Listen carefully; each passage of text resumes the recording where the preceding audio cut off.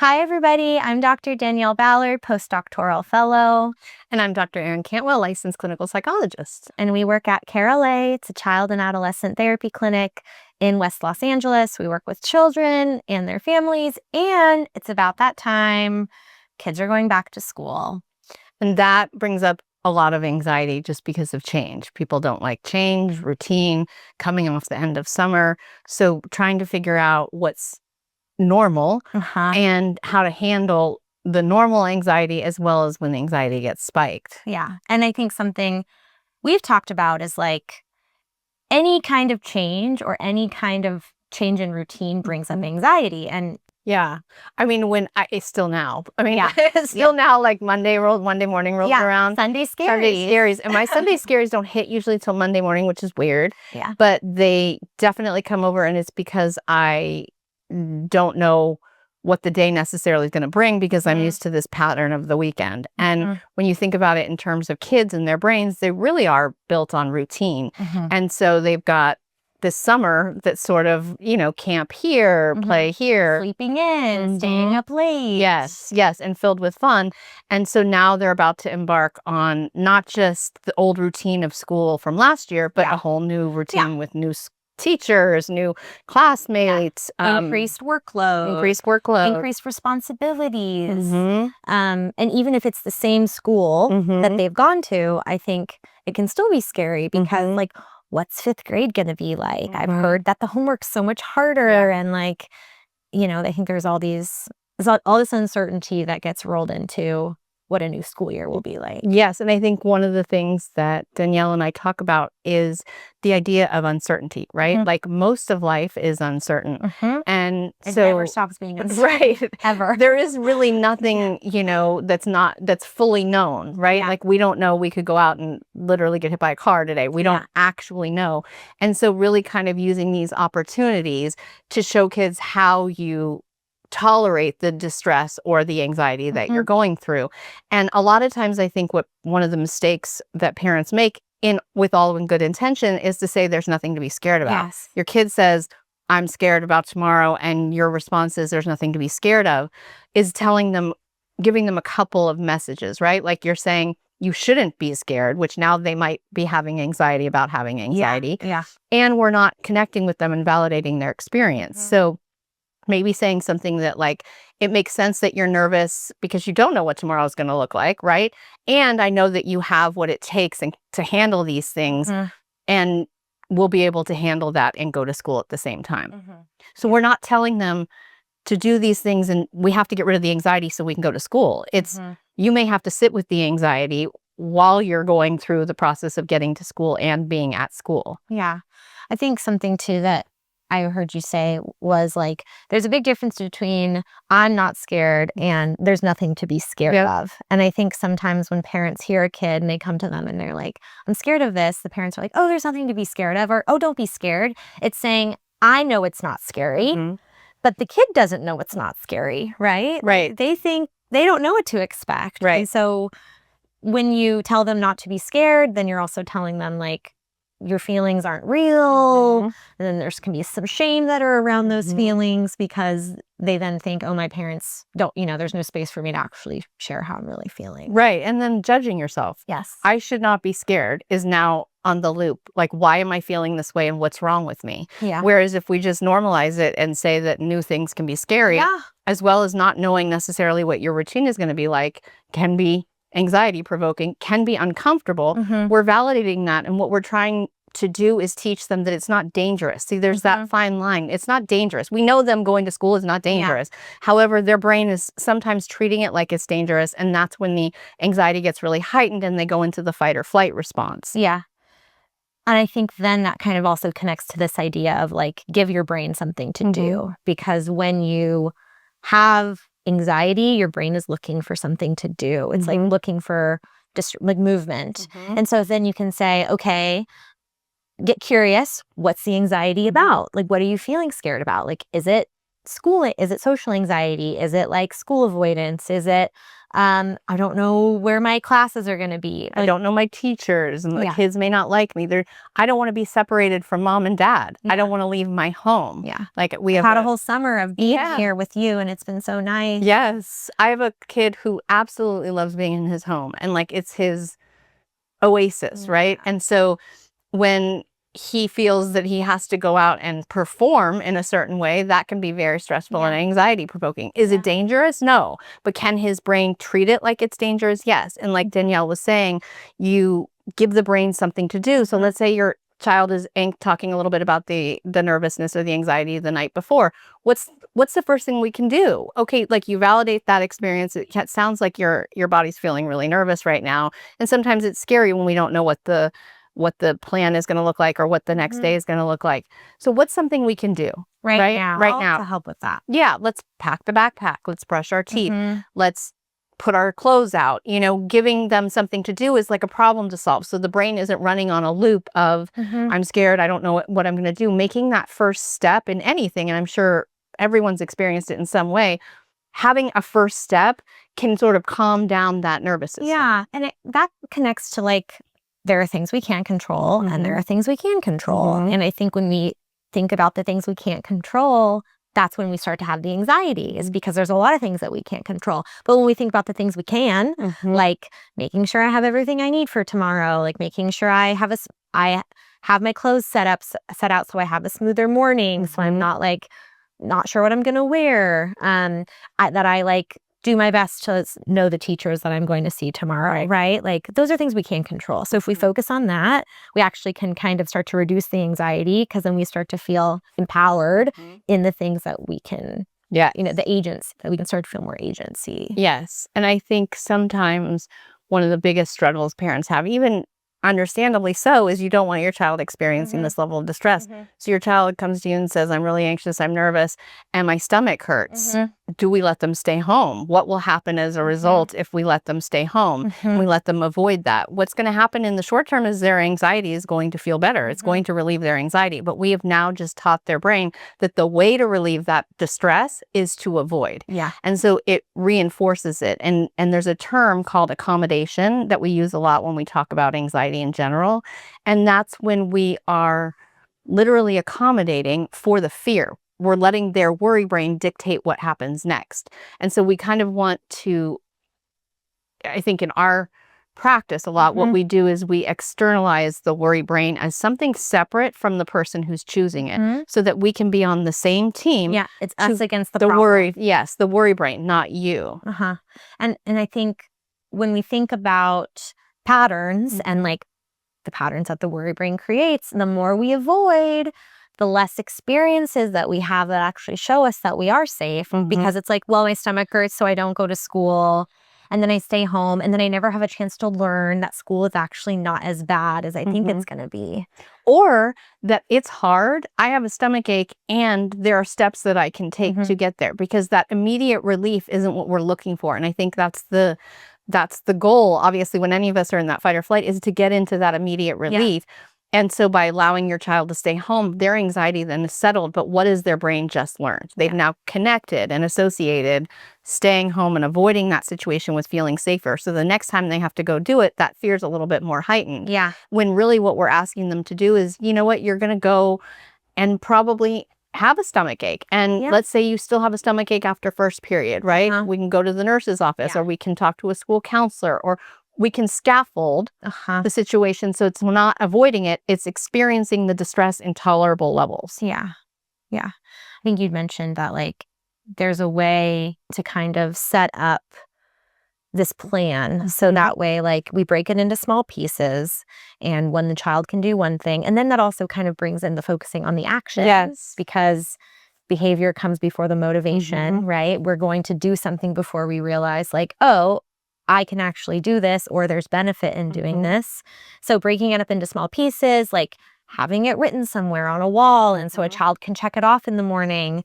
And then having this plan of like, okay, these are the steps that we're going to take. They're little bite-sized pieces. We're not going to flood you.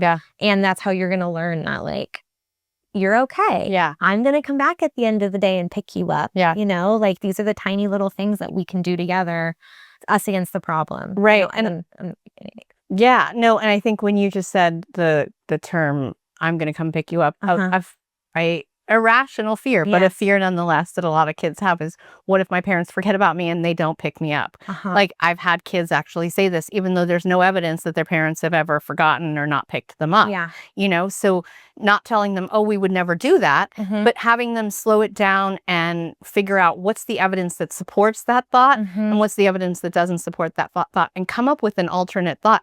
And maybe, you know, they even have a backup plan. What if the reality was that a parent couldn't get to their kid? What is that your step would do? So give them a solution to that problem. Yeah. Right. So that the worst case scenario isn't the worst case scenario. Like, okay, we know that historically that hasn't happened. And if it does, let's just say one day I have to stay late at work and for some reason I'm not able to let you know, like, what's the plan so that you feel safe and you know that you have something you can do if that happens. When you're working with a child that has anxiety and is kind of moving into that automatic negative thought, worry brain kind of spiral, they can use reassurance seeking as like a temporary way to kind of like help their anxiety decrease. But really what happens is it might work for a second. It's like a quick hit and then it comes back stronger. And sometimes what we can see is a child asking the same question over and over again, because even though you've said it, the anxiety is still there. And I think that's a good time to employ is this your worry brain talking, right? We told you the plan. We understand that you're nervous about it. And this is your worry brain talking. So having that really laid out for them, that we're not... cuts the spiral of like needing that reassurance seeking. Because the reassurance seeking becomes a safety behavior. Yeah. The only thing that's going to make me feel safe is if my parents answer these questions on a repeated basis. But if we slow it down, answering them 3-4 times with the same information isn't going to actually calm their brain down. It's focusing again on the thing we're trying to focus elsewhere, right? We're not trying to stay on that thought loop. And I think they get on a thought loop, especially kids that run a little bit more anxious and overthink. It's like a loop in their brain. And so trying to figure out, okay, we've had this conversation. Can we now help them shift their attention to something else? That can be, you know, a lot of different things. But I think if we can pull in the idea of the worry brain being the one that's talking, and we have something that we prescribe called worry time, where we set like a 15-minute timer, and during that time of day, every single day, that kid is allowed to reassurance seek or, you know, ask say all the everything questions that worries them, talk about it, and if you get to the end, you start all over again, and you start from the beginning, and you kind of try to exhaust everything in that 15 minutes. And then when the 15 minutes are up, okay, let's do an activity that's something different. Sometimes I have parents and kids engage in like a categories game, like movies, and I have to name an A movie, you name a B movie. What we're doing is we're having them shift their attention, because we don't want them focusing on the thing that's causing them anxiety. And when you tell someone to stop thinking about something, you're actually encouraging and priming the brain to think about it. So it's really a matter of shifting that focus. Even like a regulating activity, like coloring together, reading together, sitting together and doing like a child preferred activity, right? Like some kind of a game with them. So that way they're like kind of able to regulate and like kind of calm down and also know that like, okay, my mom's here. I can now focus my attention on something else. I think where it can get tricky sometimes, and what I see is a lot of these worries come up right before bed. Like the kid has had all day, like tons of distraction. Their brain has been busy. And then right when bedtime comes, all these worries come up. And parents are like, A, trying to get their kid to sleep, and B, worried that like my child's going to bed anxious with all these thoughts. And so having the worry time at the same time every day, even if it's like right after dinner, that's like, okay, this is the time that we talked about that. And even saying that we had our worry time. I know that it's hard when your thoughts are feeling loud, and I know that, you know, you can tolerate this. And then giving your child an opportunity to engage in some coping. Like maybe that's listening to one of the Calm app bedtime stories, or like reading a little bit before bed on their own before they have to turn the lights off. But like accounting for that time in your bedtime routine, so that like you don't get frustrated and your child feels like there's space for them to have their process and their experience. And I know it seems counterintuitive, but I tell this to parents all the time. The more anxious your child is, the more structure they'll benefit from. So when Danielle was talking about the bedtime coming up with worries, let's have a bedtime routine. Let's do what's called sleep hygiene, right? Like, let's have a time when they are, brushing their teeth, washing their face, putting their pajamas on, really kind of this slow process where the brain is now going, okay, this is what happens. These steps happen. Yeah. Read, whatever it is. Even the amount of time that you're going to spend with them should be the same every night, not based on their worry brain. So let's say you're 15 minutes, I'll read, and then I'll leave you alone, and you're allowed to read for the next half hour, and then I'll come make sure that the lights turned off. Yeah. And those kinds of things. So you have a set pattern. So I know it feels like strange when I say that, but literally the more structure that someone has, the less their brain has to go wondering what the next thing is. And you build routines and patterns in that way. So your brain is actually preparing itself for sleep, which is, I think, really helpful. I think too, when you spend more time when there's worry brain activity, there's like some secondary gain that like I get more attention when I'm anxious, and we don't want to reinforce that. Right. And we also don't want to show them like, well, I am actually, my worries are real. So that's why my mom is spending more time with me. They must be really serious because she normally doesn't spend this much time in my bed with me. And so we want to make sure that we're not sending those messages by spending extra time. Right. And that what they're experiencing is dangerous and they can't get out of it on their own. So co-regulation is a process that we want to engage in, but we also want to be teaching kids how to regulate on their own. We don't want to always be the one that has to do that. And developmentally, depending on the age of the kid, there's appropriate ways to do that. I think one of the questions I was thinking about as you were saying this was, what do we do with kids who are coming off summer and going into the school year because their schedule has been different, their bedtime has probably been different, their wake time has been different. So what do we do in those situations is always a question. I know. And I think it does depend on the child and how rigid I think they are when it comes to like routine management.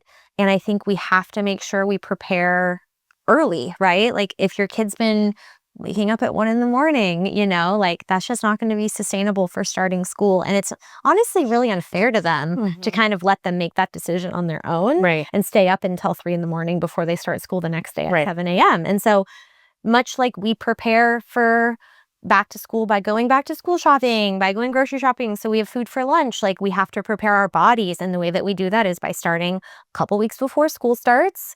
We kind of figure out what time that we need to be in bed so we can get the full amount of sleep that we need. And we start to employ sleep hygiene practices. Yeah.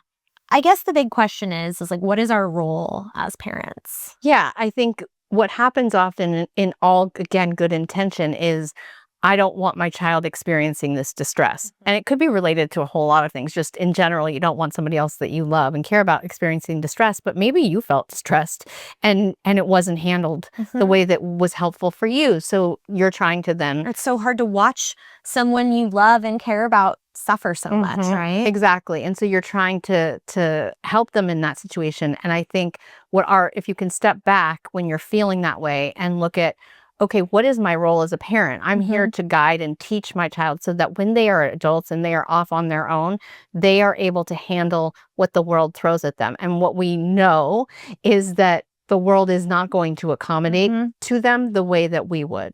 And so the best practice then is to sort of step back, realize that, and realize what your role is in that moment is not to eliminate the distress. It's to help them learn to tolerate that distress and to help them get comfortable with the unknown and newness of things. Yeah. There's never a part of life is just never knowing exactly what's going to happen. Yes. And while they're in your house and living with you, they look to you to teach them how to do that. And if we constantly have our own anxiety and kind of give in because we don't want them to experience anxiety, then anxiety can sometimes be a learned behavior.